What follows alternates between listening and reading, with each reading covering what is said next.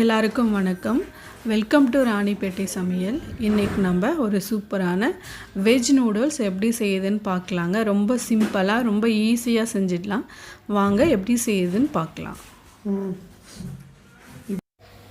இப்போ நான் சுடுதண்ணி நல்லா கொதிக்க வச்சுருக்கேன். அதில் எனக்கு தேவையான அளவு நூடுல்ஸ் இப்போ நான் சேர்க்குறேன்.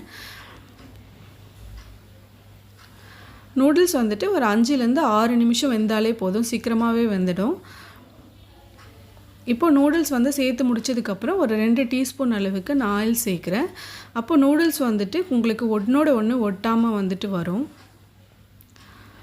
பாருங்கள், அதில் இருக்கிற ஸ்டார்ச் எல்லாம் வெளியே வர ஆரம்பிக்குது. இப்போ இது வேகிற வரைக்கும் நம்ம வெயிட் பண்ணலாம். இப்போ நூடுல்ஸ் ஒரு 5லேருந்து 6 நிமிஷம் ஆயிடுச்சு. இப்போ நல்லா வெந்துருச்சு. இப்போ இதை நல்லா வடிகட்டி நம்ம எடுத்துக்கலாம். இப்போ நான் நூடுல்ஸ் வடிகட்டி எடுத்துட்டேன். எடுத்த உடனே கொஞ்சம் ஆயிலும் போட்டு அப்ளை பண்ணிவிட்டேன். அதனால் நூடுல்ஸ் நல்லா ஒன்றோடு ஒன்று ஒட்டாமல் வந்துடுச்சு.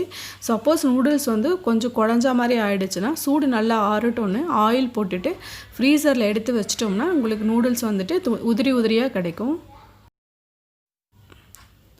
இப்போ ஒரு 4 டேபிள் ஸ்பூன் அளவுக்கு ஆயில் போட்டு காய வச்சுருக்கேன். அதில் ஒரு பெரிய சைஸ் வெங்காயம் நான் சேர்க்குறேன். வெங்காயம் நிறைய தேவையில்லை, ஒரு வெங்காயம் சேர்த்தா போதும். அடுத்தது நீளமாக கட் பண்ண கேரட் சேர்க்குறேன். நமக்கு பீன்ஸ் வேணும்னா கூட நம்ம சேர்த்துக்கலாம். அடுத்தது நீளமாக கட் பண்ண முட்டைக்கோஸ் சேர்க்குறேன். நான் கேரட் விட நான் அதிகமாக எடுத்திருக்கேன் முட்டைக்கோஸ் அதோட டேஸ்ட் ரொம்ப நல்லாயிருக்கும். அடுத்தது நீளமாக கட் பண்ண குடமிளகாவை இப்போ நான் சேர்க்குறேன். இப்போ இது ஆயிலில் கொஞ்சம் லைட்டாக ஃப்ரை பண்ணி எடுத்துக்கலாம். ரொம்ப நேரம் வேகணும்னு அவசியம் இல்லை, ஒரு 1/4 பங்கு வெந்தால் போதும். அது பச்சையாகவே இருந்தே தான் சாப்பிடும்போது டேஸ்ட் ரொம்ப நல்லாயிருக்கும்.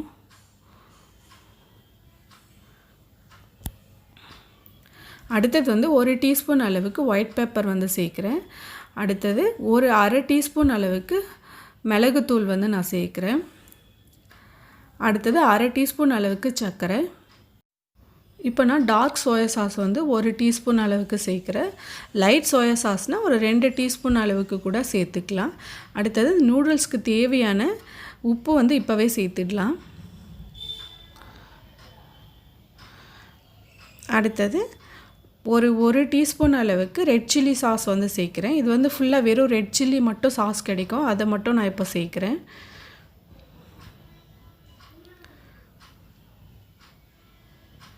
இப்போ இது எல்லாத்தையும் நல்லா மிக்ஸ் பண்ணி எடுத்துக்கலாம்.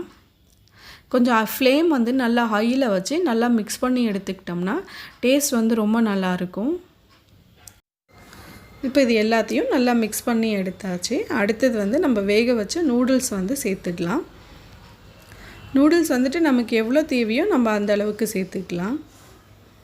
இப்போ நூடுல்ஸ் சேர்த்து முடிச்சதுக்கப்புறம் ஃப்ளேமை நல்லா ஹையில் வச்சு ஒரு 2 நிமிஷம் நல்லா மிக்ஸ் பண்ணி எடுத்துக்கலாம். அவ்வளோதாங்க. இப்போ எனக்கு தேவையான அளவு நூடுல்ஸ் நான் சேர்த்துட்டேன். இப்போ ஃப்ளேம் நல்லா ஹையில் வச்சு நல்லா மிக்ஸ் பண்ணி எடுத்துக்கலாம். அவ்வளோதாங்க, நான் நல்லா மிக்ஸ் பண்ணி முடிச்சிட்டேன். இப்போ வெங்காயத்தாள் நான் சேர்க்குறேன். இப்போது சூப்பரான வெஜ் நூடுல்ஸ் ரெடி ஆகிடுச்சு. வெஜ் நூடுல்ஸ் இதே மாதிரி செஞ்சு பாருங்கள், எப்படி இருக்குன்னு சொல்லி கமெண்ட் பண்ணுங்கள். எங்கள் சேனலுக்கு மறக்காமல் சப்ஸ்கிரைப் பண்ணுங்கள். பக்கத்தில் இருக்கிற பெல் ஐக்கானை கிளிக் பண்ணிட்டீங்கன்னா நாங்கள் வீடியோ போட்ட உடனே உங்களுக்கு நோட்டிஃபிகேஷன் வரும். தேங்க்யூ.